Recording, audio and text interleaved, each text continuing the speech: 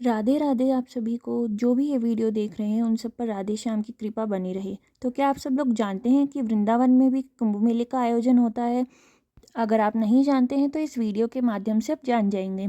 अगर आप चैनल पे नए हैं तो प्लीज़ सब्सक्राइब कर लीजिए, बेल आइकन को प्रेस कर लीजिए, लाइक और शेयर करना ना भूलें और कमेंट में राधे राधे ज़रूर लिखिएगा। तो चलिए आइए जानते हैं कि वृंदावन में कुंभ मेले का आयोजन कैसे, कब और क्यों होता है।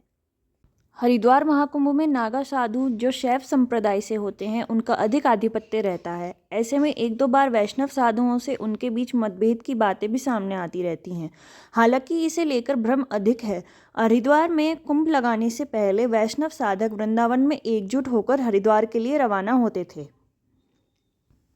कुंभ महाकुंभ जैसे बड़े महाआयोजन का नाम लेते ही सिर्फ 4 शहरों के नाम याद आते हैं जो कि आस्था और अध्यात्म के प्राचीन केंद्र रहे हैं। ये हैं हरिद्वार, प्रयागराज, नासिक और उज्जैन। लेकिन कुंभ आयोजन और इनका दायरा सिर्फ इन्हीं 4 नगरों से नहीं जुड़ा है, बल्कि इसका विस्तार तो और भी नगरों में है। दक्षिण भारत के प्रमुख मैसूर कुंभ का आयोजन अगले महीने फरवरी में 10 से 12 फरवरी के बीच होने वाला है। इस तरह कुंभ उत्तर भारत में ही नहीं, दक्षिण भारत में भी होता है। ये तो साबित हुआ, लेकिन क्या आप जानते हैं कि उत्तर प्रदेश में प्रयागराज के अलावा वृंदावन में भी कुंभ मेला आयोजित होता है? साल 2021 में भी इस कुंभ का आयोजन हुआ था। इसे खास तौर पर वृंदावन कुंभ के नाम से जाना जाता है। आखिरी बार वृंदावन कुंभ का आयोजन साल 2021 में हरिद्वार महाकुंभ से ठीक पहले हुआ था। यमुना नदी किनारे इस धार्मिक आयोजन को उत्तर प्रदेश ब्रज तीर्थ विकास परिषद ने कराया था। वृंदावन कुंभ बैठक मेले में देश भर से हजारों साधु संत शामिल हुए थे। इसके लिए राज्य सरकार ने भव्य व्यवस्थाएं भी की थीं। सीएम योगी खास तौर पर इस आयोजन में शामिल हुए थे और फिर इस विषय में भी लोगों की दिलचस्पी बढ़ी थी कि आखिर वृंदावन में कौन सा और किस तरह का कुंभ का आयोजन होता है। इसे दिव्य कुंभ या वैष्णव कुंभ भी कहते हैं। संत समाज बताते हैं कि यहाँ कुंभ लगने की परंपरा बहुत पुरानी है। हालांकि ऐतिहासिक तथ्य पर इसकी प्राचीनता की गणना स्पष्ट नहीं है, लेकिन यह दावा किया जाता है कि औरंगजेब के शासनकाल में जब सनातन धर्म के लिए संकटपूर्ण समय आया था, उस समय भी यहाँ लोगों का समागम यमुना किनारे होता था। आखिर शुरू कैसे हुआ वृंदावन कुंभ मेला? अपनी किताब भारत में कुंभ में पत्रकार व लेखक धनंजय चोपड़ा ने इस मेले के बाबत अहम जानकारियां दर्ज की हैं। वह लिखते हैं कि वृंदावन कुंभ की परंपरा प्राचीन है, लेकिन इसका वर्तमान स्वरूप हरिद्वार कुंभ में शैव सन्यासियों और वैष्णव वैरागियों के बीच होने वाले संघर्ष से जुड़ा है। ऐतिहासिक तथ्यों के अनुसार 13 अप्रैल सन 1760 को हुए ऐसे ही एक खूनी संघर्ष के बाद वैरागी संत महात्माओं ने तय किया कि हरिद्वार कुंभ में आने से पहले वृंदावन में एकत्र होंगे, संत समागम करेंगे और फिर एक साथ हरिद्वार कुंभ मेले में प्रवेश करेंगे। इसी पहल ने वृंदावन कुंभ मेले की रूपरेखा तय कर दी।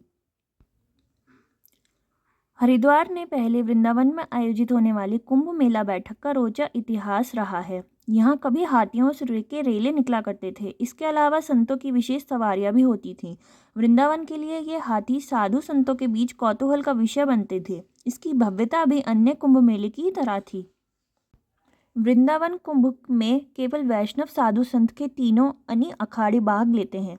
इस मेले में देश भर के वैष्णव साधु सम्मिलित होने के लिए पहुंचते हैं। वैष्णव साधुओं की उपस्थिति के कारण ही इसे वैष्णव कुंभ या वैष्णव बैठक भी कहते हैं।